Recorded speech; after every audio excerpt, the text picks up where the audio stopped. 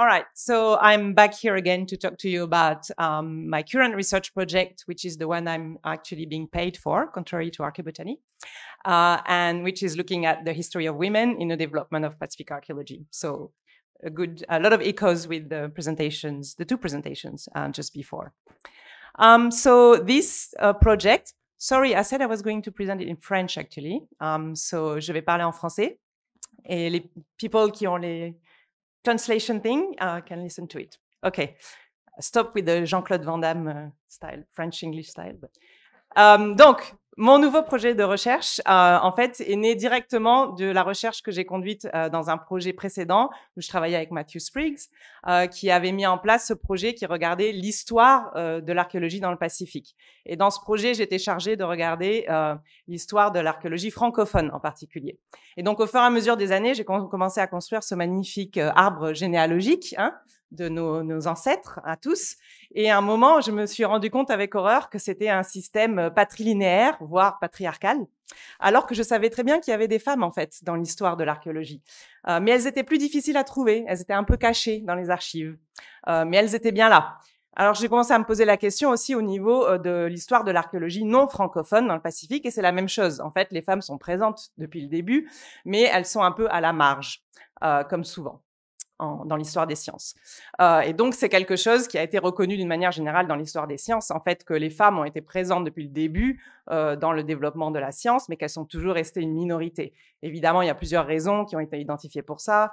Ce qui a été appelé la valeur différentielle des sexes, selon l'analyse de Françoise Héritier, c'est-à-dire que tout partout dans le monde, dans toutes les sociétés du monde à travers l'histoire, il y a quand même une valeur différente donnée au sexe féminin et au sexe masculin et au genre d'éléments qu'on y accroche, ok? Donc, en général, la féminité n'est pas associée avec ce qu'on a développé dans notre société comme l'esprit scientifique, d'accord?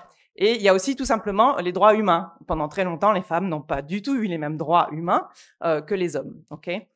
Et donc, évidemment, quand on s'intéresse à l'histoire de l'archéologie dans le Pacifique, on entre dans une espèce de sphère qui a vraiment plusieurs niveaux qui sont considérés masculins. C'est de la science, ça demande de faire du terrain, de partir dans des zones publiques. Pendant très longtemps, l'espace public n'était pas vraiment le genre d'endroit où les femmes devaient se trouver, qui sont souvent considérés par les Européens scientifiques comme des espaces coloniaux, exotiques, donc pas des endroits où on trouve normalement une vraie femme dans sa place normale. Il y a aussi un autre élément qui a été identifié par Margaret Rossiter, qui est la première à avoir fait l'histoire des sciences, des femmes en sciences, qui montre qu'au début du XXe siècle, on a, avec le développement de meilleurs droits pour les femmes, on a beaucoup de femmes qui finissent par avoir des diplômes, qui ont une éducation universitaire, et c'est le moment aussi où la science devient vraiment professionnelle. Mais en fait, ces femmes-là continuent à jouer le rôle d'assistante. Donc, c'est l'ère de l'assistante. Et souvent, c'est la femme assistante, d'accord? Et donc, elles sont cachées derrière le halo du mari ou de la personne qui est dans cette position.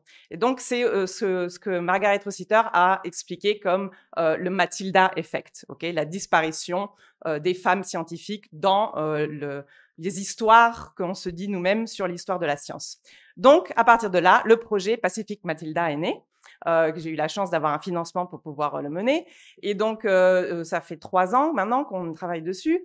On a identifié 50 femmes qui ont participé au développement de l'archéologie, plus de 300 sites sur lesquels elles ont travaillé, plus de 2000 références. Donc ça, c'est la carte qui a été fabriquée par India Dilshall, qui était ma fantastique research assistant, où on voit donc identifier ici tous les endroits, toutes les îles où il y a des femmes qui ont travaillé et qui ont permis à l'archéologie de se développer.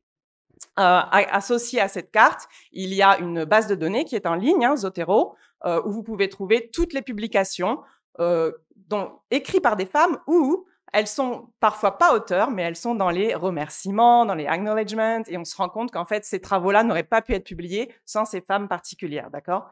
Il y a aussi, on est en train de travailler à développer une base de données biographique pour mieux connaître chacune de ces femmes.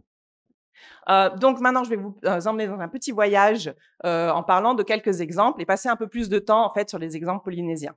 Donc d'abord, on commence par le tout début du développement de l'archéologie, ou un moment où l'archéologie et l'anthropologie sont encore très liées, d'accord?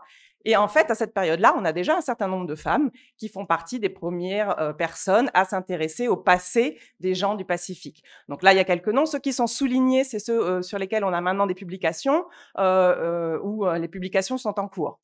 Donc, par exemple, on a le groupe des femmes. En fait, je me suis rendu compte que le développement de l'étude des jeux de ficelle, en fait, a été complètement menée par un groupe de femmes. Donc, j'ai une étudiante de thèse, Kitri Puel, qui est en train de travailler spécifiquement sur ce projet. Et elle est en train, par exemple, de mettre au jour le fait qu'il y a Honor Mode, qui est vraiment situé au centre de ce network et qui, en fait, a permis de faire connaître le travail de ces autres femmes.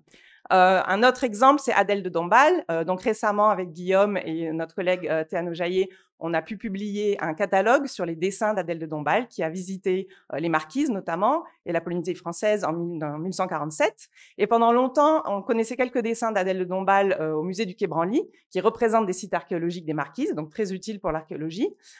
Et elle était présentée comme l'accompagnatrice de Edmond de Ginoux, qui avait une mission officielle pour aller collecter. Donc sa collection est maintenant au musée d'exploration du monde à Cannes. Mais finalement, en m'intéressant un petit peu plus à ce qui avait été laissé derrière au sujet d'Adèle de Dombasle, je me suis rendu compte qu'elle avait peut-être son propre agenda en vérité, qu'elle était venue en Polynésie parce qu'elle voulait faire des travaux d'ethnographie, elle le dit en fait elle-même à un moment, et qu'en fait Edmond de Ginoux était son compagnon, c'était pas elle la compagnonne d'Edmond de Ginoux. Et donc j'avais publié quelques petites choses à ce sujet, et là je dis cette histoire parce que ça montre l'intérêt des fois d'écrire sur des blogs, etc.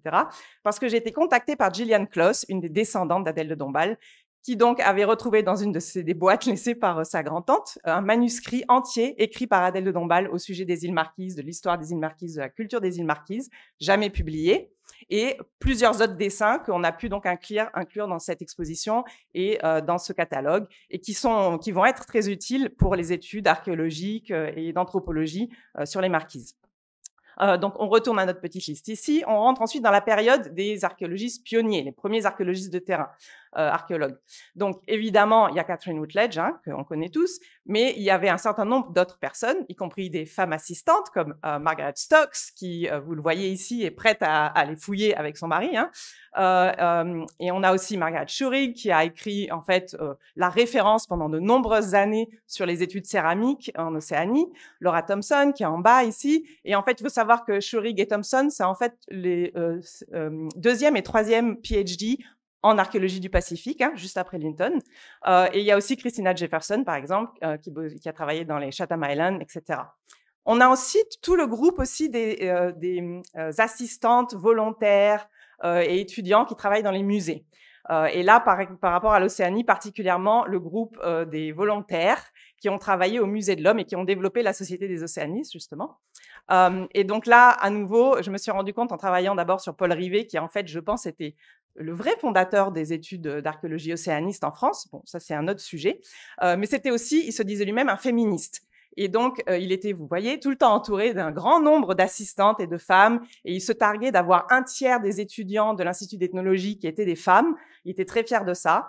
Et donc, j'ai une étudiante, Sylvie Brassard, qui travaille spécifiquement sur ce sujet et sur les femmes qui ont participé au développement des études océanistes au Musée de l'Homme. Et qui, notamment, l'aspect, par exemple, là, juste pour la petite histoire, le fait que, en fait, la première étude des poteries de Wattom, qui a longtemps été citée comme celle par Aurélie, en fait, c'était deux étudiantes du Musée de l'Homme qui ont fait cette étude-là. Et en fait, Aurélie lui-même, d'ailleurs, les citait elle-même. Donc, c'est pas Aurélie qui a fait la première étude. Ce sont ces deux étudiantes.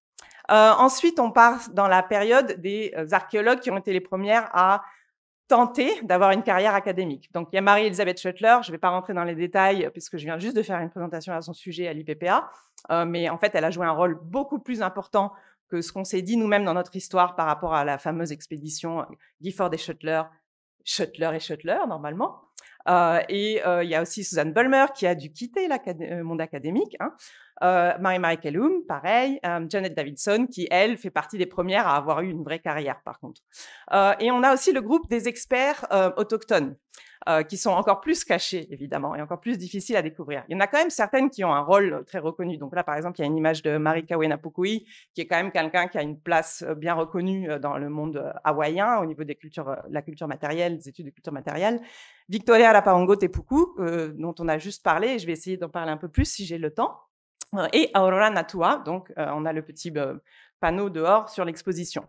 Donc, je voulais passer un peu de temps pour parler de ces femmes-là qui ont travaillé en Polynésie. Donc, à la fin du CIBAP Project, on a monté des expositions un peu partout dans le monde avec les musées avec lesquels on a travaillé. Et ici, on a choisi de faire ça au sujet des deux destins et des deux biographies scientifiques de Aurora Natua et Mari Kellum. Donc, Mari Kellum, je pense qu'il y a quand même encore pas mal de gens qui connaissent, mais l'histoire de son engagement dans l'archéologie est quelque chose qui peut être intéressant à creuser plus, comme typique des biographies de femmes qui ont essayé de rentrer dans le monde académique à cette période-là. Surtout le fait qu'elle soit issue de la famille Kellum, qui a une relation particulière avec le développement de l'archéologie en Polynésie. Et ensuite, sa relation avec Sinoto, le Bishop Museum, etc. Et par exemple, il faut savoir que son analyse des modes d'occupation spatiaux a fait partie des toutes premières en fait études de settlement patterns en Polynésie et qui reste une référence en fait qu'on pourrait peut-être relire plus souvent. Et pouvoir citer plus souvent aussi. Évidemment, après, elle a travaillé sur d'autres terrains sans continuer à publier forcément. Au niveau de Aurora Natua, bon là on a un papier qu'on a coécrit avec Guillaume et Tamara Maric, qui est publié donc dans le catalogue de l'exposition CIBAP. Donc je vais passer un peu rapidement, mais c'est pareil. En fait, c'était une personne qui était absolument clé pour que les archéologues qui venaient travailler en Polynésie aient accès au site, aient accès aux collections du musée, aient accès à la bibliothèque. Elle avait une connaissance absolument énorme de tout ça. Et beaucoup des travaux qui ont été menés n'auraient pas pu être menés sans elle. Et en vérité, ce qui est très intéressant, c'est qu'en fait, on la trouve dans une énorme historique de acknowledgement à la fin des reports, des papiers. Et ils disent tous qu'ils n'auraient pas pu faire le travail sans elle. Et elle est, je pense, la première personne à avoir écrit un monographe en Te Reo Maori sur l'archéologie. En fait, elle met de l'archéologie avec les traditions orales ensemble pour une analyse du Marae Rai. Ok, maintenant je voulais finir en parlant un peu plus de Victoria Raparongo. Donc je me demande si beaucoup de gens avaient entendu parler d'elle avant la présentation de Cristian Moreno. Mais donc, en fait, moi je suis partie de mes travaux sur l'archéologie francophone. Et donc, au niveau de l'expédition métro La Vacherie, qui a été très importante pour le développement de l'archéologie Rapa Nui, on se rend compte qu'ils ont travaillé énormément avec donc les trois experts autochtones qui ont été cités, Juan Tepanorano, Nicolas Pacomio et Victoria Rapaongo. Et en fait, on se rend compte en lisant un peu entre les lignes, toutes les archives qui sont liées à ça, que c'est vraiment eux qui ont utilisé Métro et La Vacherie pour dire l'histoire que eux voulaient que ces blancs-là écrivent. D'ailleurs, Tepano leur dit régulièrement, le jour où tu publieras mon livre, tu mettras ça dedans. Donc, c'est assez intéressant de renverser le point de vue. Et évidemment, Victoria Rapaongo, en fait, elle avait une place bien particulière parce que déjà, socialement, dans l'île, elle avait une place particulière. Elle venait d'une des lignes généalogiques importantes. Elle était mariée à Henry Edmonds, donc un des propriétaires, enfin le propriétaire terrien principal de l'île. Et elle était trilingue, donc ce qui était important pour travailler avec ces scientifiques. Et donc, quand on essaye de comprendre son rôle dans l'expédition, il y a vraiment deux aspects qui sont intéressants. Donc, d'un côté, son genre, le fait que ce soit une femme et qu'elle ait un statut spécial qui vraiment influence énormément le regard que Métro et La Vacherie portent sur elle. Donc, vous pouvez voir ici, il y a toute une idéalisation de cette femme qui représente l'ancienne Polynésie, l'aristocratie, le côté féminin, et ce qu'ils avaient en fait rêvé avant d'arriver sur l'île.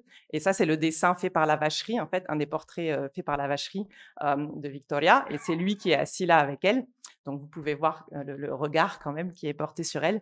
On trouve aussi plein de références partout, comme quoi, en fait, elle était un collaborateur, une collaboratrice absolument fondamentale.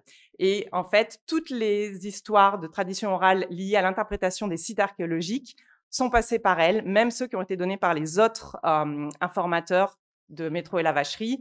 Ils allaient ensuite, le soir, travailler avec Victoria Rapaongo pour tout vérifier avec elle. Donc, c'était elle, à la fin, qui détenait l'histoire finale, celle qu'on allait utiliser. Elle organisait les meetings entre La Vacherie Métro et les autres informateurs que elle pensait qui étaient ceux qui étaient importants. Et voilà, à des moments, il écrit carrément, je prenais des notes sous la dictée de Victoria Rapaongo. Donc voilà, je finis avec ça. Globalement, ce qui est intéressant, quelques-uns des aspects qui sont intéressants, c'est que donc ces femmes se sont toujours positionnées aux marges, en fait, de développement de l'archéologie, de notre discipline, mais on voit qu'elles ont toujours développé des stratégies et certaines spécialités pour pouvoir participer. Donc, le fait de parler plusieurs langues, c'est un truc qu'on retrouve souvent, par exemple. Le fait d'être très bonne en dessin et de travailler en tant qu'illustratrice, Willow Dinandi, par exemple, on pense tout de suite, c'est quelque chose d'autre. Et ce qui est aussi intéressant, c'est qu'en fait, souvent, dans les écrits laissés par les hommes à la même période, elles étaient très respectées par ces hommes-là comme collaboratrices et ils reconnaissent l'importance de leur travail, mais elles n'ont pas de position dans le système. Donc, en fait, elles ne laissent pas de traces faciles à identifier. Et donc, elles disparaissent, comme ça a été identifié dans l'histoire des sciences générales, dans ce halo de nos pères fondateurs. Donc, voilà, Maororo Roa. Et je voudrais dire merci aux descendants de ces femmes qui ont travaillé avec moi. Des fois, c'est vraiment très touchant, en fait.